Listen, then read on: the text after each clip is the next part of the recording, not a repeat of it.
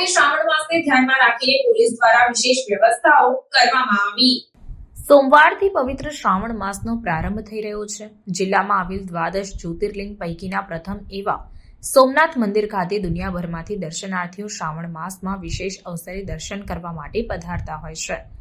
હજારો દર્શનાર્થીઓને ભગવાન સોમનાથના સરળતાથી દર્શન થાય અને દર્શનાર્થીઓને કોઈ પણ પ્રકારની અગવડતા ન પડે તે માટે જિલ્લા પોલીસ તંત્ર દ્વારા વિશેષ આયોજન કરવામાં આવ્યું છે, જે અંગે જિલ્લા પોલીસ વડાએ પ્રેસ કોન્ફરન્સમાં માહિતી આપી હતી। આપ જાણો છો સોમવારથી શ્રાવણ મહિનાની શરૂઆત થાય છે।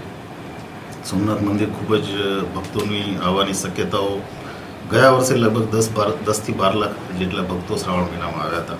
આ વર્ષે કદાચ સંખ્યા એનાથી વધશે। સોમનાથ મંદિરનું જે આખું કેમ્પસ છે એ મોટું કરી દેવામાં આવ્યું છે ગયા વર્ષની કમ્પેરમાં, એટલે અમારી પાસે હોલ્ડિંગ એરિયા મોટો છે, પણ તેમ છતાં પણ ટોટલ અમે 300 પોલીસ અને 2 SRP કંપની સાથે રાઉન્ડ ધી ક્લોક મંદિરનો બંદોબસ્ત જાળવીએ છીએ। સાથે સાથે QRTની ટીમ અને ઘોડેસવાર પોલીસની ટીમ આની સાથે સાથે આખી મંદિરની સિક્યુરિટી કરી રહ્યા છીએ। ત્યાં અમારી પાસે જે અવેલેબલ મંદિરની સિક્યુરિટીના જે સ્ટાફ છે એને પણ અમે ટ્રેનિંગ આપી રહ્યા છીએ અને એના બધાના સંયુક્ત સંકલનથી, વહીવટીતંત્રના સંકલનથી અમે આખો બંદોબસ્ત પૂરો કરવાનો છે। અમે હંમેશા જ્યારે સોમનાથ મંદિરનો શ્રાવણ મહિનાનો બંદોબસ્ત ચાલુ થાય એટલે પોલીસ અને સોમનાથ સિક્યુરિટીની હોમગાર્ડ, GRD બધાની કમ્બાઇન એક બિહેવિયરલ ટ્રેનિંગ સિનિયર અધિકારીઓ તરફથી અને એના એક્સપર્ટ તરફથી રાખતા હોઈએ છીએ। સાથે સાથે જે પણ શિફ્ટ હોય એ શિફ્ટના ઇન્ચાર્જ એક સિનિયર મોસ્ટ ઓફિસર હોય છે, જેથી કરીને કંઈ પણ પ્રશ્ન હોય તો લોકલ લેવલે ત્યાંથી જ હેન્ડલ થાય। આ વખતે પાર્કિંગમાં થોડોક ચેન્જ આવ્યો છે, ખાસ કરીને VIP પાર્કિંગમાં, જેના બાબતે અમે ઇન્સ્ટ્રક્શન્સ જે કરવાની છે એ કરી દીધી છે।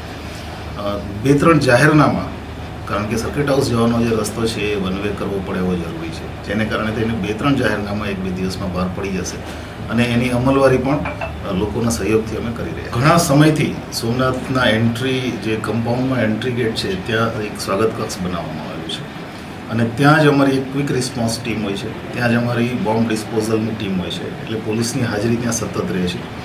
સાથે સાથે છેલ્લી જે અમારી સિક્યુરિટી એનાલિસિસની મિટિંગ થઈ એમાં અમારું જ સજેશન હતું કે સોમનાથ મંદિરની પાસે 108ની એક મોબાઈલ ટીમ કન્ટિન્યુઅસ રાખવામાં આવે અને જેથી કરીને જે ખાસ કરીને વધારે એજવાળા લોકો આવે છે એમને ઇમરજન્સી ઊભી થાય તો આપણે તાત્કાલિક મદદ આપી શકીએ। એ ઉપરાંત અમારી એક જીપ્સી ત્યાં સતત હોય છે, જેથી કરીને જેટલું શક્ય હોય એટલું લોકોને આપણે મદદ